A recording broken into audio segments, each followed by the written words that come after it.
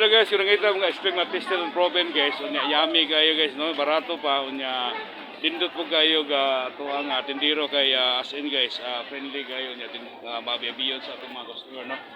So guys, actually natin mga customer ngayon dito, mga Tagalog person sila guys, no?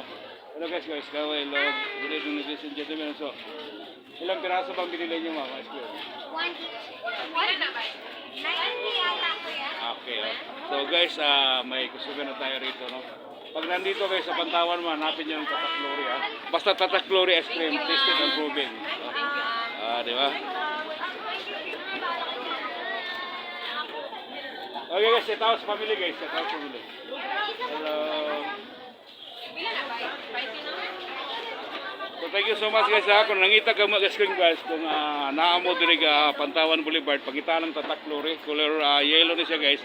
Kanya mo ni ato ang servidoro guys, nga mamang servidero, tayo'y sumayaw, no? Yung Silito de los Santos guys, di ba? Hello?